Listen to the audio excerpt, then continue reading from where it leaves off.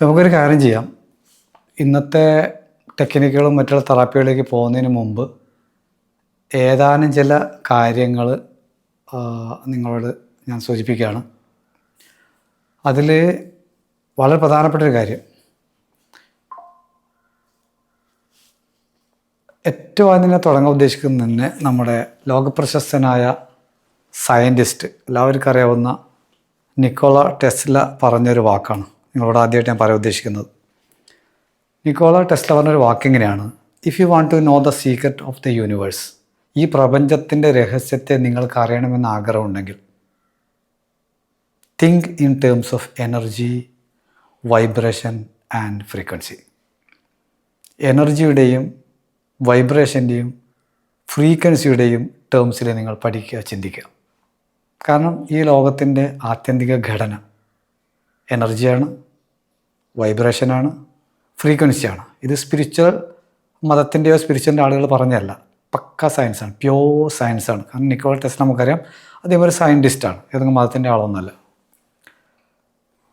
ഫിസിക്സിൻ്റെ ലെവലിൽ നമ്മൾ കാര്യങ്ങൾ നോക്കുമ്പോൾ തൽക്കാലം മറ്റുള്ള എല്ലാം മറക്കാം. തൽക്കാലത്തേക്ക് ഫിസിക്സ് മാത്രം നോക്കാം നമുക്ക്.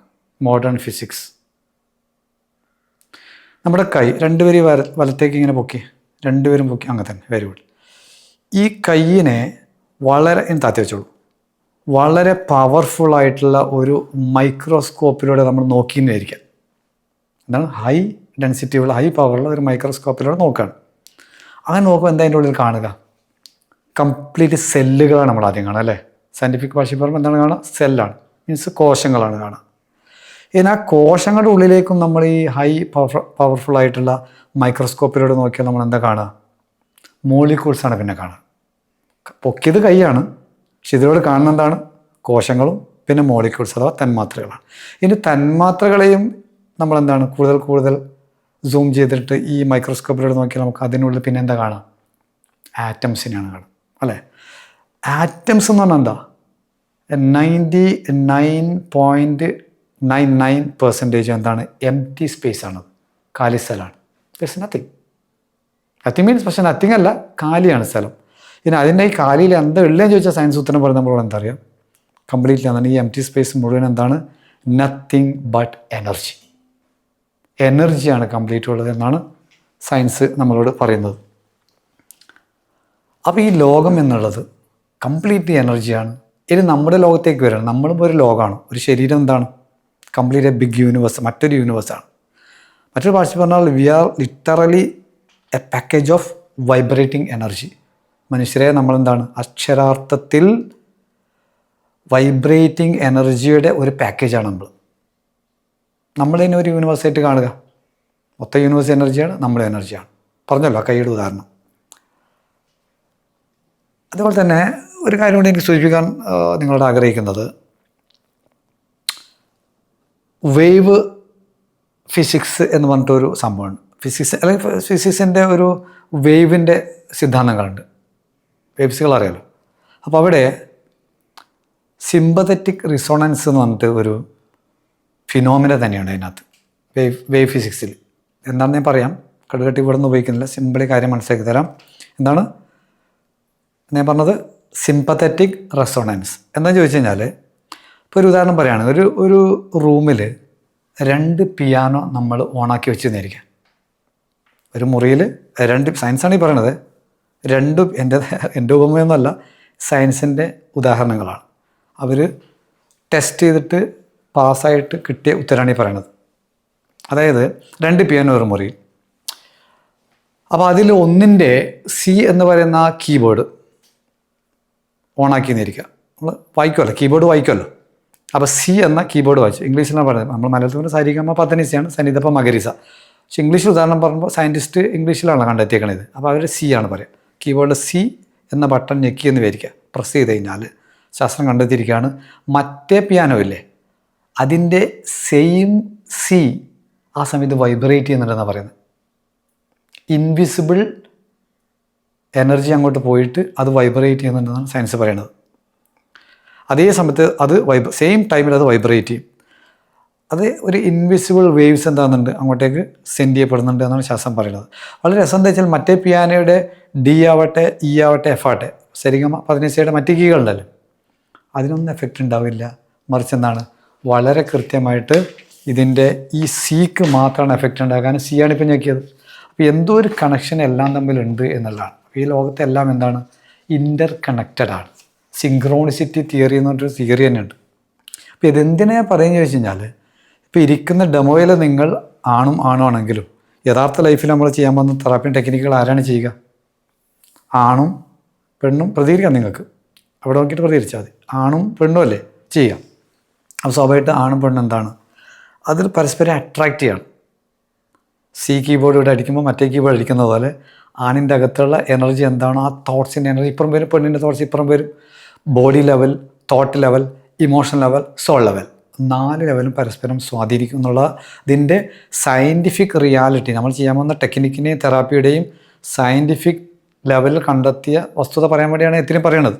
ഓക്കെ, അപ്പോൾ നേരത്തെ പറഞ്ഞ വേവ്സ് ഉണ്ടല്ലോ, സി ഇപ്പം നോക്കുമ്പോൾ അപ്പുറത്തെ സിയും ഇതൊക്കെ അല്ലേ. ഇതേപോലെ തന്നെ നമ്മൾ അയക്കുന്ന ഓരോ ഇൻവിസിബിൾ എനർജിയും ആ വേവ് എന്താണ്, പങ്കാളിയായ നിങ്ങളിലേക്ക് എത്തുന്നതിനർത്ഥം. അപ്പോൾ ആ വേവ്സാണ്. അപ്പോൾ ലോ ഓഫ് റെസൊണൻസ് എന്നാണ് സയൻസിൽ ഇത് പറയുന്നത്. ദ ലോ ഓഫ്, പറഞ്ഞു നിങ്ങൾ പറഞ്ഞു എന്താണ് ദ ലോ ഓഫ്, കുറച്ച് വെച്ച് പറഞ്ഞോളൂ, ലോ ഓഫ് റെസൊണൻസ്. ഓക്കെ, അപ്പോൾ അതായത് നമ്മൾ ഈ പ്രപഞ്ചത്തിൽ ഭൂമിയിൽ ജീവിക്കുമ്പം ഒരുപാട് വേവ്സുകൾ ഇതുപോലെ ആരൊക്കെയോ വിടുന്ന റേഡിയോ തരംഗങ്ങൾ നമ്മളിലൂടെ കടന്നു പോകുന്നുണ്ട്. 100,000, 10,000, കോടാനുകോടി വേവ്സുകളുണ്ട്. ആളുകളുടെ തോട്ട്സുകളെല്ലാം നമ്മുടെ ഉള്ളിൽ പോകുന്നുണ്ട്. പക്ഷേ എല്ലാ തോട്ട്സുകളും നമ്മൾ സ്വാധീനിക്കില്ല.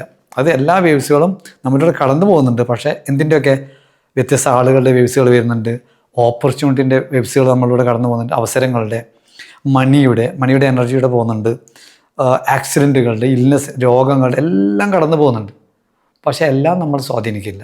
ഏതാണ് സ്വാധീനിക്കുക എന്ന് ചോദിച്ചു കഴിഞ്ഞാൽ, നമ്മുടെ ഫ്രീക്വൻസിയുമായി ട്യൂൺ ചെയ്യപ്പെട്ടത്, നമ്മുടെ അകത്ത് എനിക്ക് അസുഖം വരണം അല്ലെങ്കിൽ ഞാൻ ദരിദ്രനാവണം എന്ന ഫ്രീക്വൻസി ആണെങ്കിൽ ആരുടെയോ ഫ്രീക്വൻസി നമ്മളിലേക്ക് വരുമ്പോൾ അതവിടെ കച്ചാവും, ടക്ക് അള്ളിപ്പിടിക്കും.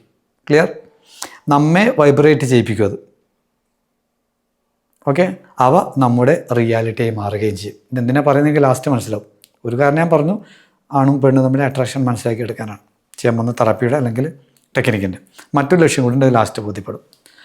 ചുരുക്കി പറഞ്ഞാൽ നമ്മളൊരു പിയാനോ ആണ്, ടൈനി പിയാനോ ആണ്. ഈ പ്രപഞ്ചം എന്നുള്ളത് ഒരു മഹാ പിയാനോ ആണ്. ഉപമകളാണ്. അപ്പോൾ നമ്മൾ ഇവിടെ ഒരു സി ഞെക്കുമ്പോൾ പ്രപഞ്ചത്തിൻ്റെ സി അവിടെ ടക്ക് അടിയും. പ്രപഞ്ചം എന്ന് പറയുമ്പോൾ നമുക്കറിയാം, ദൈവവിശ്വാസികളെ സംബന്ധിച്ചോളം ദൈവം ഈ മഹാപ്രപഞ്ചത്തെ സൃഷ്ടിച്ചു. ശാസ്ത്രീയ ഭാഷയിൽ പറയുമ്പോൾ നമ്മൾ പ്രപഞ്ചം എന്ന് പറയും. പ്രപഞ്ചത്തിന് ശക്തി ദൈവം നൽകിയെന്ന് മനസ്സിലാക്കിയാൽ മതി, അങ്ങനെ തിരിഞ്ഞാൽ മതി. ഓക്കെ, അപ്പോൾ ഓരോ ടെക്നിക്കും തെറാപ്പിയും 2 പേരുടെയും ഫ്രീക്വൻസി ട്യൂൺ ചെയ്യലാണ് നമ്മളിവിടെ ചെയ്യാൻ പോണത്. മനസ്സിലായല്ലോ? ഈ ഇരിക്കുന്ന 2 പേരും ആണും പെണ്ണായിട്ട് ഇപ്പോൾ സങ്കല്പിക്കും നമ്മൾ. ഇപ്പോൾ 2 ഡെമോയിലാണെങ്കിലും ആണും പെണ്ണോടെ ചെയ്യാൻ വീട്ടിൽ നിന്ന്. പ്രത്യേകിച്ച് നമ്മുടെ മാസ്റ്റർ ലെവലൊക്കെ ലൈവൊക്കെ ഉണ്ടാവുമല്ലോ.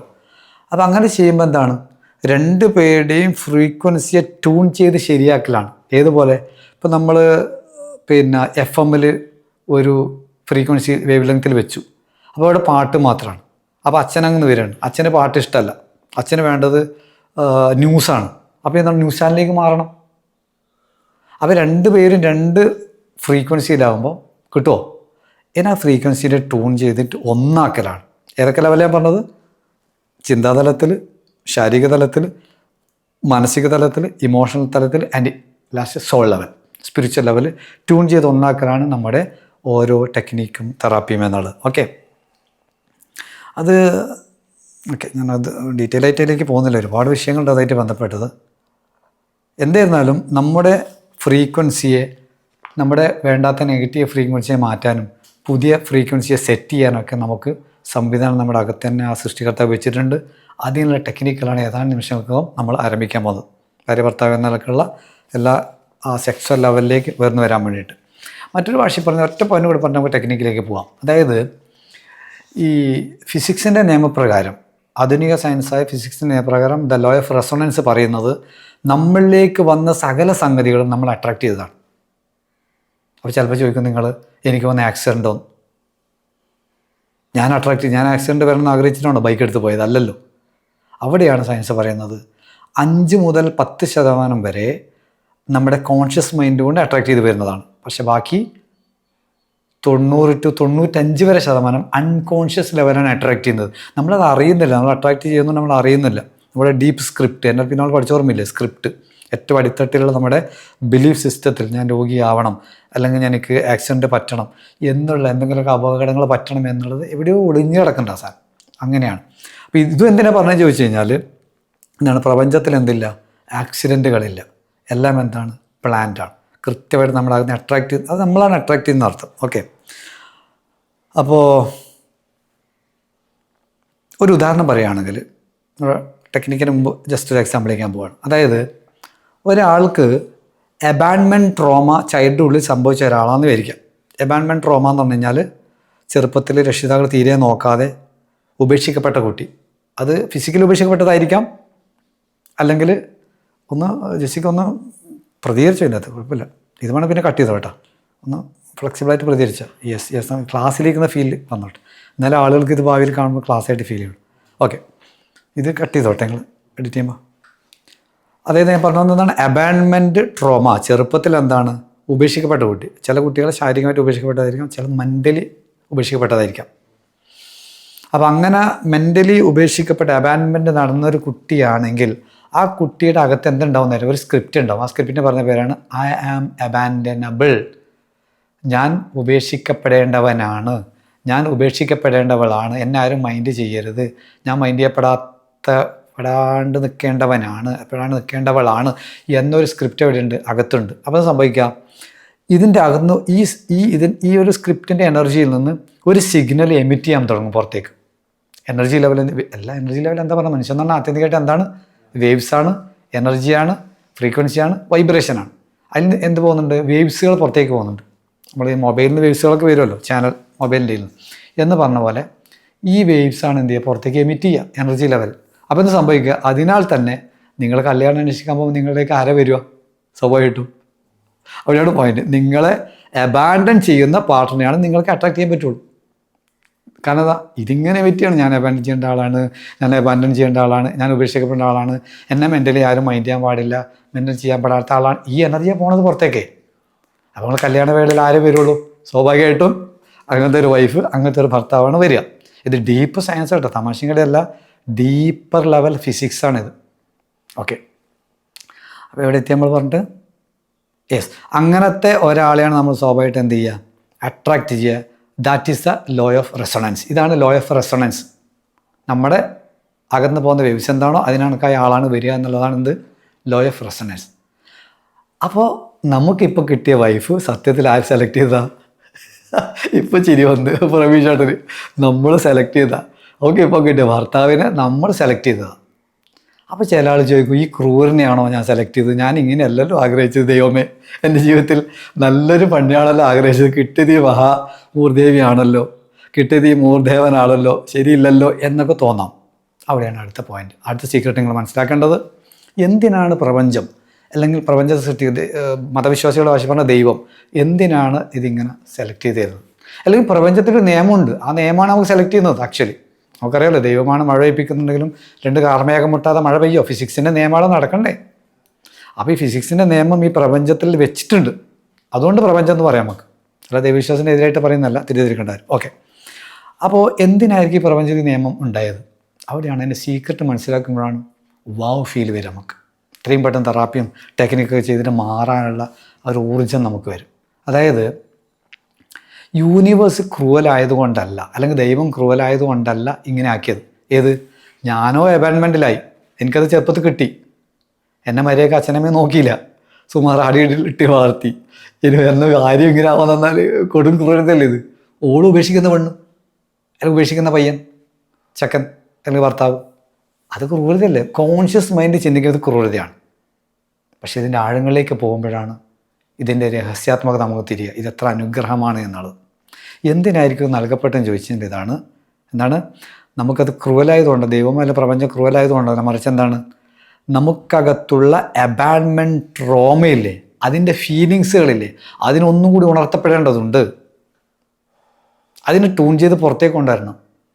എന്നിട്ട് അത് എടുത്ത് കഴുകി കളയേണ്ടതുണ്ട്. എന്നിട്ട് വേണം മനുഷ്യ, നിനക്ക് ഭർത്താവെ ഭാര്യ, നിങ്ങൾക്ക് എന്ത് ചെയ്യണം, ഉന്നതമായ ഫ്രീക്വൻസിയിൽ ജീവിക്കാൻ. ഈ ലോ ഫ്രീക്വൻസി ചെറുപ്പത്തിൽ കയറിപ്പോയി, നീയായിട്ട് തന്നെ അതെടുത്ത് പുറത്തിടൂല.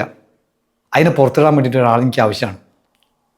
അത് കുത്തി മാന്തുന്ന, പാരയിട്ട് കുത്തുന്ന, അടിയിട്ട് വലിക്കുന്ന, ചൂണ്ടയിട്ട് കൊളത്തി വലിക്കുന്ന ഒരു ഭാര്യയെ, ഒരു ഭർത്താവിന് എനിക്ക് ആവശ്യമാണ്. അപ്പോഴേ നീ നിൻ്റെ തനി സ്വരൂപം, ഈ ട്രോമകളെ, ഇങ്ങനെ 100,000 ട്രോമകൾ, ഒന്നല്ല, ട്രോമ എന്ന് പറഞ്ഞാൽ പല പ്രശ്നങ്ങൾ, അങ്ങനെ കണക്കാക്കിയാൽ മതി.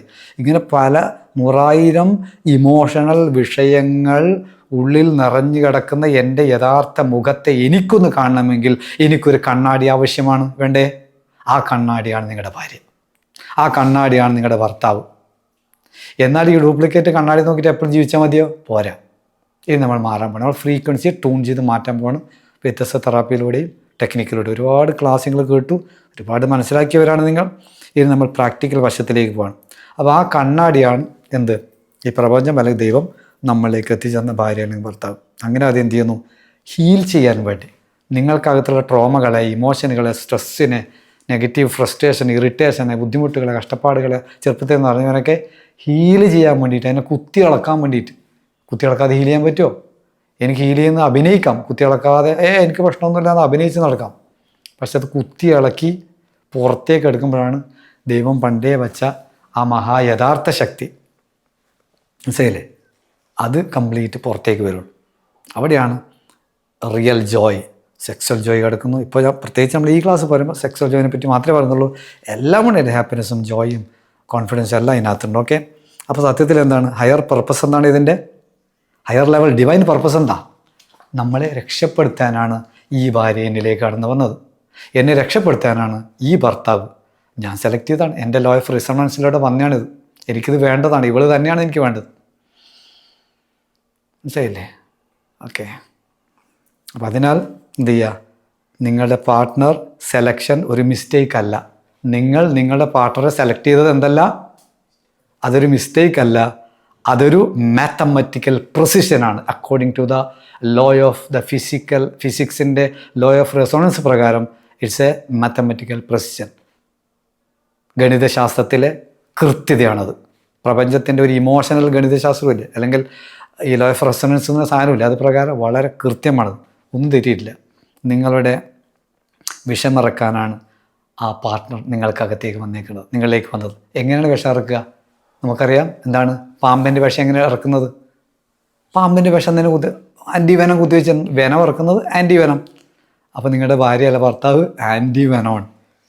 വെനമാണെന്നാണ് എനിക്ക് ഇത്രയും കാലം തോന്നിയത്, സത്യത്തിൽ ആൻറ്റിവെനമാണ്. Okay, she came to heal your wound. നിങ്ങൾക്കകത്തുള്ള മുറിവുകളെ ഉണക്കുവാനാണ് അവൾ അല്ലെങ്കിൽ അവൻ നിങ്ങളിലേക്ക് കടന്നു വന്നത്. ആ അവളെ നമ്മൾ സെലക്ട് ചെയ്തത് വളരെ കൃത്യമാണ്. എന്നാൽ ഹയർ സെലക്ഷൻ ആ ദൈവം സെലക്ട് ചെയ്ത് അതും എല്ലാം കൃത്യമാണ്, എല്ലാം വളരെ പ്രിസിഷനാണെന്ന് അർത്ഥം. ഓക്കെ, അപ്പോൾ അവസാനമായിട്ട് ഒറ്റ വാക്കും കൂടി ടെക്നിക്കിലേക്ക് പോകുന്നതിന് മുമ്പ്, അതായത് നമ്മുടെ എല്ലാ പ്രശ്നങ്ങളുടെയും അൺകോൺഷ്യസ്ലി ക്രിയേറ്റ് ചെയ്ത് നമ്മൾ തന്നെയാണെങ്കിൽ, എന്ന് പറഞ്ഞത് നമ്മുടെ എല്ലാ പ്രശ്നങ്ങളും കോൺഷ്യസ്ലി 95% എന്താണ് അൺകോൺഷ്യസ്ലി നമ്മൾ ക്രിയേറ്റ് ചെയ്തതാണെങ്കിൽ നമുക്കെന്ത് ചെയ്യാം? നമ്മുടെ സ്വർഗീയ ജീവിതത്തിൻ്റെ കോൺഷ്യസ് ക്രിയേറ്ററായി മാറാനും പറ്റും. നരകീയ ജീവിതം നമ്മളാണ് ക്രിയേറ്റ് ചെയ്തതെങ്കിൽ കോൺഷ്യസ്ലി ഓർ അൺകോൺഷ്യസ്ലി എന്തോ ആവാൻ പറ്റും നമുക്ക്. We can become the